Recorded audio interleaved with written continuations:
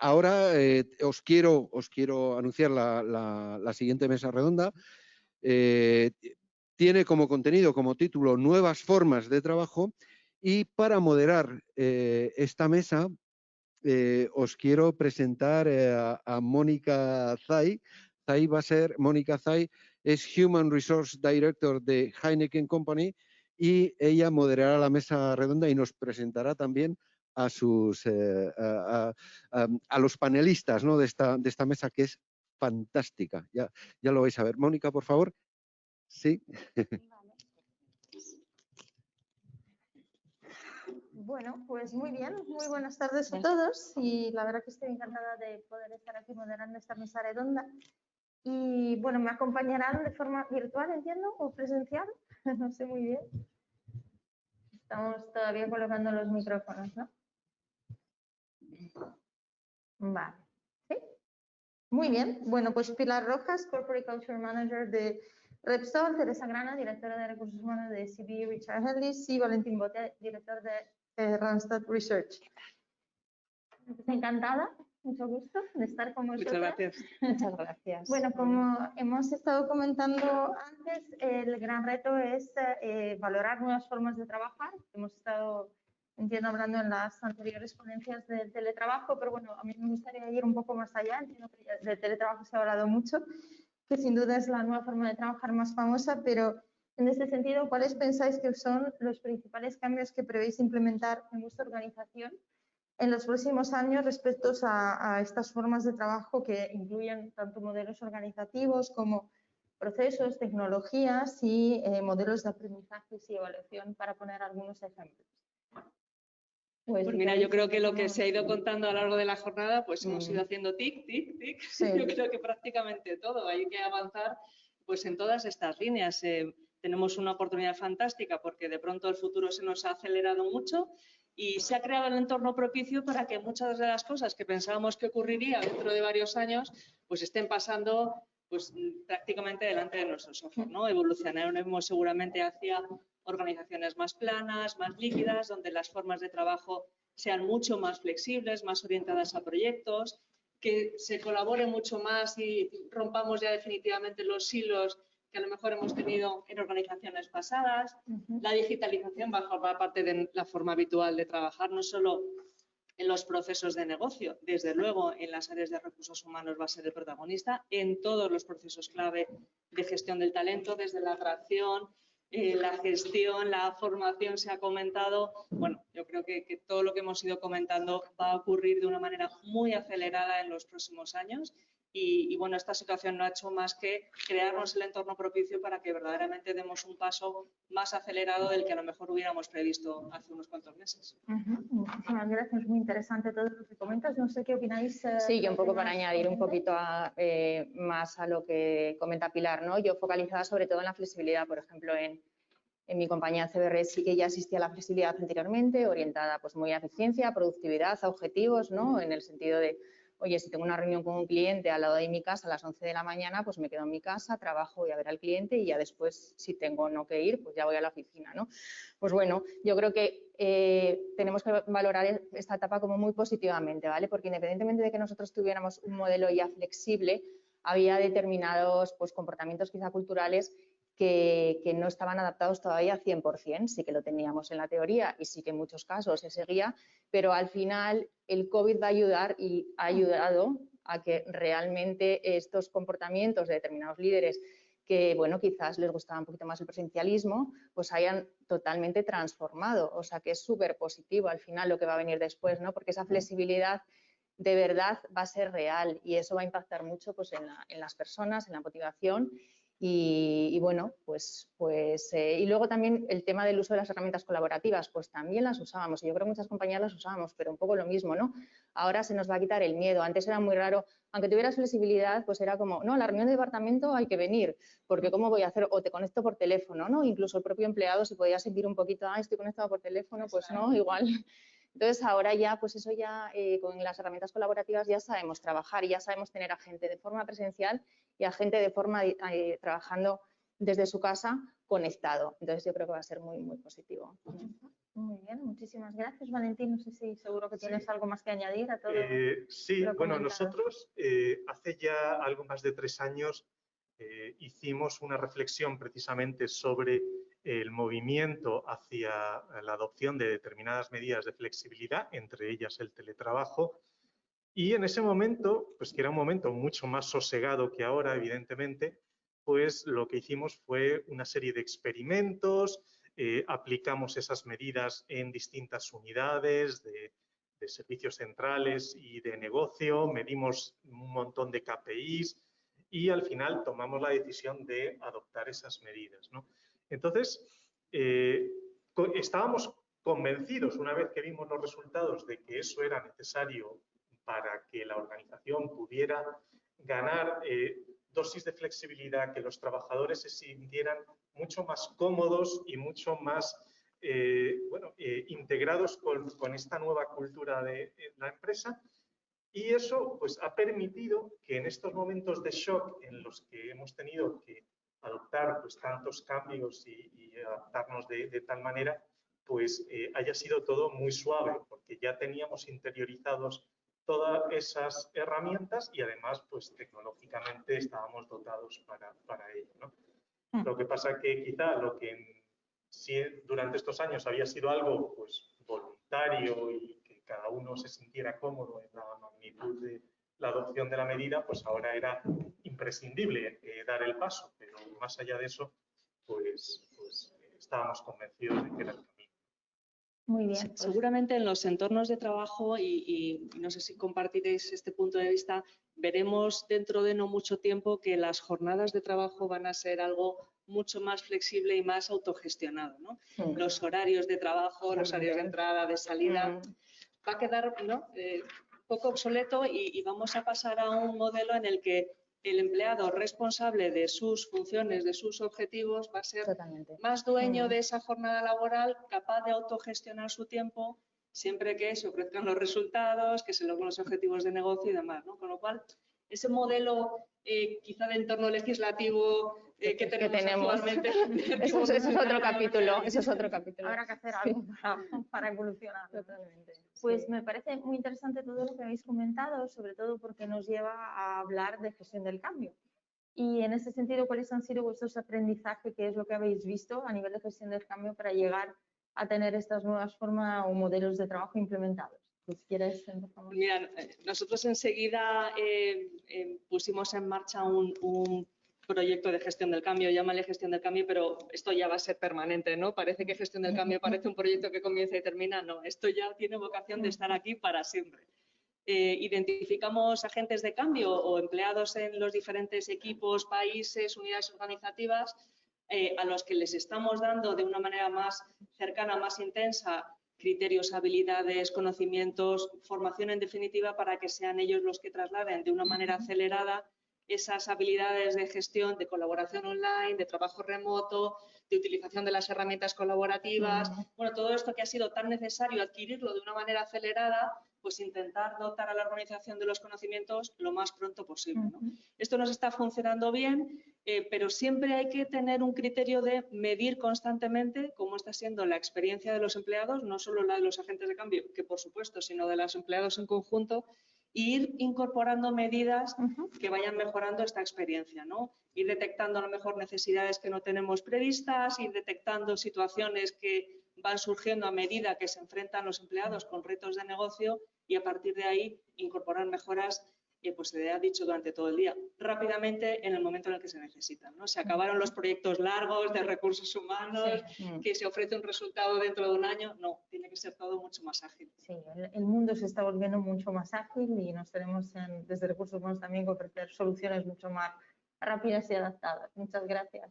¿Alguna otra experiencia a nivel de...? Sí, nosotros desde el principio también, ¿no? O sea, al final toda la parte de gestión del cambio es fundamental y primero fuimos cambiando el nombre del equipo de trabajo, generamos un equipo de trabajo transversal, al principio lo llamamos COVID-19, tan sencillo como eso, no nos dio tiempo ni a pensar más y luego obviamente en función de según íbamos pasando los días, pues ya lo pasamos a llamar después Back to the Future y luego posteriormente Back to the Office, que vamos un poquito ahí cambiando, ¿vale? Es un equipo transversal de personas que están del área de Workplace, del área de People, del área de Seguridad y Salud, del área de Office Management y luego determinadas personas de los negocios. Y con eso la verdad es que es súper divertido, nos lo estamos pasando fenomenal, pero es un aprendizaje continuo. O sea, cae, pues lo legal, las leyes, los cambios, los empleados, encuestas, resultados, volvemos a cambiar continuamente. Y bueno, nos reunimos mucho y trabajamos mucho. Muy bien. Valentín. Bueno, nosotros también hemos tenido así mucho dinamismo en el ámbito de los equipos que estaban coordinando la acción de recursos humanos. Fuimos unos de los primeros, al menos que pudimos detectar, que generamos el movimiento Back to the Office. De hecho, pues además de liderarlo a nivel internacional con una alianza pues de nuestros principales competidores, estuvimos Randstad, Adecco y Manpower generando pues información conjunta que pudiera servir a cualquier empresa, grande o pequeña, para poner en marcha la vuelta a la oficina. También quisimos predicar con el ejemplo y ya a mitad del mes de mayo ya estábamos generando un movimiento de Back to the Office de manera totalmente voluntaria, por turnos, para tener espacio suficiente para quien quisiera volver. Y ha funcionado muy bien, es decir, toda la plantilla ha tenido la flexibilidad para decidir si quería o no volver y luego todos aquellos que han querido volver pues han podido adaptar la cantidad de tiempo que pasan en la oficina o no a sus necesidades. Por supuesto, algo que ya ha salido, siempre que todos los cumplimientos de objetivos se iban manteniendo. Al final yo creo que una de las cosas que sale de aquí, que antes ya lo hacíamos, medir, ¿no? Sin medir no puede haber una buena gestión, pero ahora más todavía porque el entorno de trabajo es mucho más plural y somos muchos más propietarios de nuestro tiempo, ¿no? La idea que también ponías de manifiesto al principio. Quizá con el permiso de la inspección de trabajo, vamos a ver si eso de la gestión más flexible del tiempo nos lo permite. Sí. Hablando un poco de la flexibilidad que comentas, Valentín, y nos quedamos un momento, si os parece, en este punto, porque es muy interesante cómo estáis gestionando esta flexibilidad y esta medición, o sea, cómo encontráis el equilibrio adecuado, ¿no? Para también mantener la motivación y el engagement de las personas, pero al mismo tiempo darles esa flexibilidad, cumplir con las normas que nos vienen requeridas. Ese mix parece complejo a primera vista. Un equilibrio complicado, exactamente, ¿verdad? ¿Cómo lo conseguís? Bueno, nosotros ya teníamos más de 10 años de experiencia con teletrabajo. Entonces, era una cultura que ya estaba bastante implantada en la organización, siempre teniendo en cuenta que la naturaleza de la actividad de nuestros negocios requiere mucha presencialidad, ¿no? Uno no quiere ir a, yo que sé, a una estación de servicio de Repsol y que los empleados estén teletrabajando, ¿verdad? Quiere que le atiendan directamente.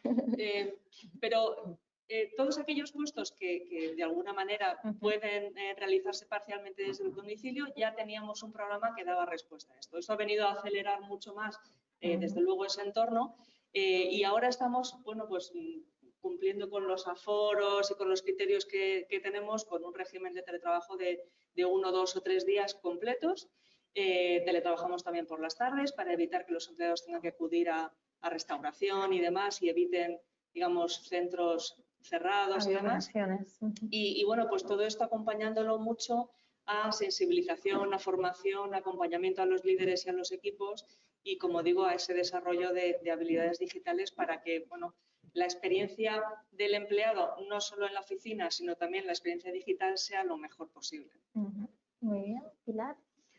Nosotros, después del confinamiento, sí que tuvimos nosotros volvimos a la oficina, o las oficinas las abrimos bastante pronto y tuvimos una época en la que dimos flexibilidad total, ¿vale? O sea, sí que nosotros vía una aplicación que creamos nuestra, que se llama HOS, pues teníamos un sistema de gestión de un poquito de reservas de puestos de trabajo para acudir, ¿vale? Pues sobre todo desde el punto de vista de seguridad y salud para que las bases se gestionaran correctamente, ¿vale? Poquito a poco fuimos incorporando desarrollos en esa aplicación, ¿vale? Porque al final para nosotros la seguridad y salud era lo importante, entonces tenías que tener algo que realmente te permitiera gestionar, bueno, el que un volumen de plantilla acudiera a la oficina, ¿vale? Entonces, a partir de septiembre ya incorporamos que todas las personas acudieran entre 2-3 días a la semana a la oficina y estamos todavía en ese modo, pues en función un poquito de cómo evolucionen las cosas. Lo que sí vemos es que cada vez más las personas, pues como también un poco antes se mostraba en el estudio de Raquel, que realmente era un estudio de DCH, de todas las organizaciones afiliadas a DCH, que realmente cada vez más las personas están reclamando ir más a la oficina, Sí. ¿vale? Combinarlo, pero ir más, ¿vale? O sea, ya están resultando quizás un poquito, tenemos la mochila cargada desde el punto de vista psicológico y de poca desconexión Cierto digital, aislamiento, ¿verdad? cierto aislamiento, y cada vez más pues nos gustaría un poquito poder llegar a flexibilizar más eso, pero bueno, yo creo que también el COVID va a marcar un poco por todo, porque al final, exacto, o sea, la gestión de nuestro espacio depende, para poder ir más, tienen que ser las medidas de las restricciones un poco más suaves. Totalmente. ¿Y es una tendencia que también estáis viendo en Randstad, Valentín? Sí, también estamos viendo la tendencia. Nosotros teníamos desde antes de la crisis la suerte de que todo nuestro proceso de negocio se podía realizar digitalmente. Cada una de las fases podía ser realizada digitalmente, desde el primer contacto con un cliente, la firma de un contrato, una entrevista con un candidato, una confirmación de referencias. Y eso pues facilitaba mucho el momento en el confinamiento duro, ¿no? Quizá un reto que ha habido que vivir desde el punto de vista de negocio, pero también de recursos humanos, era el momento en el que ya estábamos en la transición a cierta normalidad, en la que nos encontramos pasar de un sistema puro de teletrabajo más o menos forzoso a un modelo mixto en el que, dependiendo del cliente, dependiendo de la geografía, pues podías tener contactos presenciales o no, viajar o no, moverte de un municipio a otro o no. Bueno, toda esa gestión desde el punto de vista de recursos humanos pues ha sido un reto, pero con la tranquilidad de que siempre estaba el resguardo digital de poder realizar cualquier fase del proceso de esta manera. Y yo creo que ese ha sido, desde el punto de vista de gestión de recursos humanos, un tema bastante interesante durante estos meses. Bastante interesante y bastante novedoso también, en cierta medida. Sí, yo creo que una reflexión interesante que creo que todas las áreas de recursos humanos y de real estate están realizando ahora es repensar los espacios de trabajo mucho, ¿no? Y hay que resignificar la oficina de otra manera. Si hay gran parte del trabajo individual, de reflexión, etcétera, que se puede realizar en otro sitio, la tendencia va a ser a que ocurra de esa manera. Luego los empleados irán a la oficina a buscar algo que no tienen en ese entorno, que es la colaboración, la generación de ideas, el trabajo conjunto, todo eso que surge de la interacción humana, ¿no? Y que enriquece tanto los procesos. Por lo tanto, pues quizá el espacio individual en la oficina ya deja de tener tanto sentido, porque los empleados irán a la oficina y utilizarán el espacio que necesiten para lo que van a hacer, sea una acción formativa, sea un team building, sea un proceso de co-creación. Con lo cual, bueno, eso también nos da la oportunidad ahora, en estos momentos, de repensarlo todo para que cuando ya volvamos definitivamente los empleados experimenten otro tipo de workplace, ¿no? Otro tipo de entornos de trabajo. Sí, sin duda, efectivamente nos dará la oportunidad de repensar en espacios de trabajo, en nuevas formas de trabajar y también en nuevas formas de liderar y de colaborar con los demás, ¿no? En ese sentido también, ¿qué nuevos estilos de liderazgo pensáis que todas estas nuevas formas de trabajar, espacios de trabajo y derivadas asociadas vamos a poder tener en el futuro? Bueno, en el futuro ya inmediato, que ya lo estamos viendo, ¿no? En cierta medida. Pues yo no sé si se requiere un líder distinto, la verdad. Siempre hemos necesitado líderes inspiradores, líderes humanos, empáticos. Pues eso va a seguir siendo necesario, por supuesto. Quizá algo más hábiles en el entorno digital, por supuesto, porque vamos a necesitar coordinar equipos que no tenemos delante, ¿no? Con lo cual, esa empatía de ver a una persona pues 8 horas a lo mejor y notar cómo se siente, la vamos a tener que trasladar en otro entorno. Pero habilidades distintas... No creo que tengamos que poner ahí el foco, sino más ayudar a los líderes a transicionar a un espacio más virtual, bueno, con esa empatía, con ese entender al equipo, con esa distancia física, pero que no debe ser distancia emocional. Sí, yo creo que el liderazgo compartido, trabajo en equipo, empatía, yo creo que son como cosas que llevamos mucho tiempo hablando. Yo sí que es cierto que al final hay una cosa que vives durante estos meses, ¿no? Y es que es verdad que al final las herramientas colaborativas, que son maravillosas para muchísimas cosas, eres más eficiente y es verdad que eres más productivo, pero luego es verdad que el verse en pantalla, o sea, es que hace que hay muchísimas barreras, en cómo realmente... bueno, pues no ves muchísima comunicación, ¿no? La comunicación gestual, pues la verdad es que no la aprecias. Es un poquito más complicado saber si una persona está mejor, otra peor. O sea, que sí que creo que al final, o sea, si quien lo ha hecho bien, el líder que lo ha hecho bien en este periodo de tiempo, seguramente si le preguntamos, su inversión de tiempo en la gestión de sus equipos ha sido mucho mayor. Entonces, eso, bueno, pues es una cosa que hay que tener en cuenta y al final eso sí es formación. O sea, nosotros lo dijimos mucho, ¿no? O sea, al final es una formación. O sea, ya es que el porcentaje de dedicación que tú tenías a otras cosas, que a lo mejor ahora en periodo COVID, oye, pues si tienes un poquito menos de esto, pues es a las personas a quien se lo tienes que dedicar. Sí, quizá que es algo que hay que, sí, bueno, pues tener muy en cuenta en los planes de formación de las compañías de cara al futuro. Sí. ¿Líderes nuevos o no? Yo coincido en la idea de que esencialmente no, o sea, los elementos de liderazgo y del buen líder siguen siendo los mismos. Lo que sí es cierto, por aportar una reflexión, es que en un entorno presencial el papel del líder es mucho más permeable al resto de compañeros, ¿no? Cuando estás pues todo el día con una persona que realmente lidera bien, pues bueno, te surgen estas cosas de qué bien ha gestionado esta reunión o esta conversación con el cliente, cómo ha dado en el clavo. Todo eso en un entorno digital, en un entorno de teletrabajo, muchos de esos elementos los pierdes. Y entonces pienso que de cara a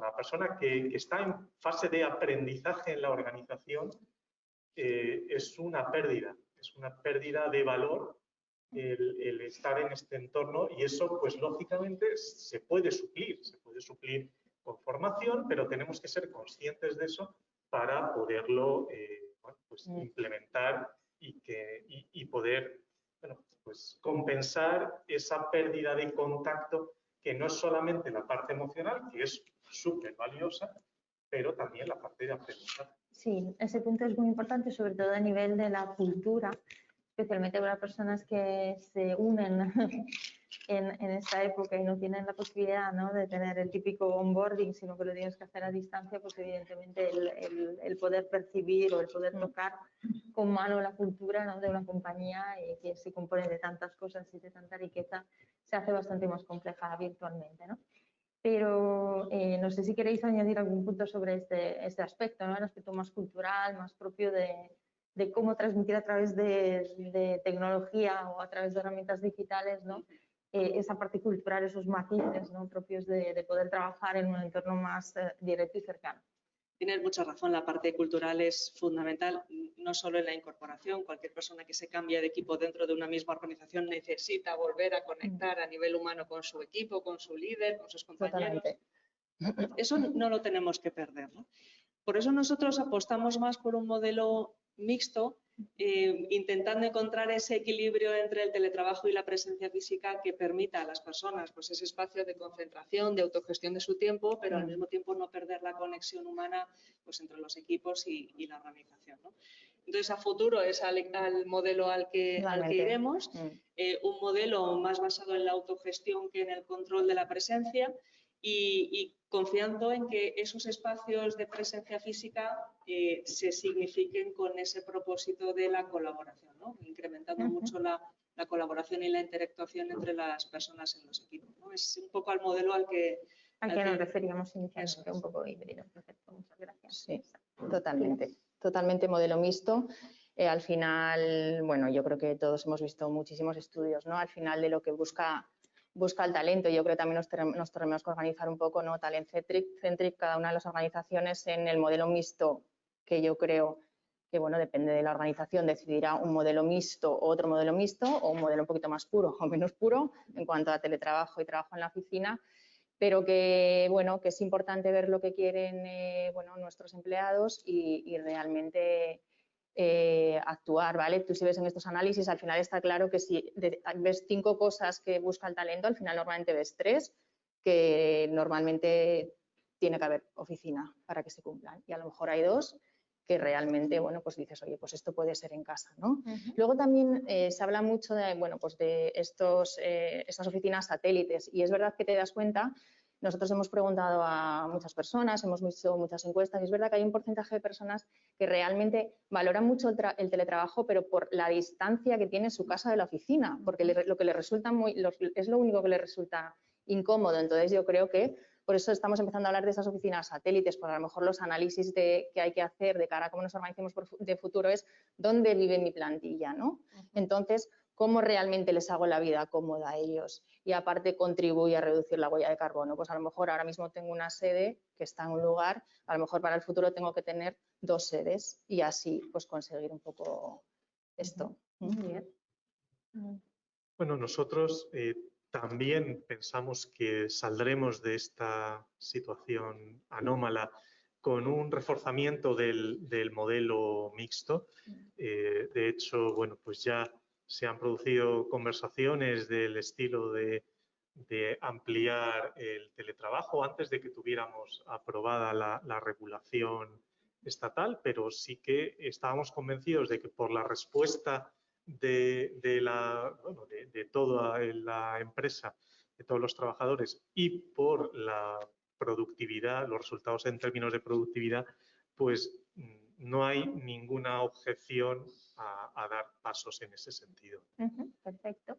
Pues unas observaciones muy, muy interesantes. Muchísimas gracias. Creo que tenemos algunas preguntas del público, ¿verdad? Sí, efectivamente, Mónica. Y además tenemos el tiempo justo, ¿no? En directo. Así que mejor. invitamos a Roberto a realizar esta pregunta. Quería preguntar sobre el concepto aprender-desaprender de nuevas formas de trabajo. Si consideráis si se debería poner foco en algunos casos en desaprender las antiguas formas de trabajo pasadas o realmente poner el foco en las nuevas.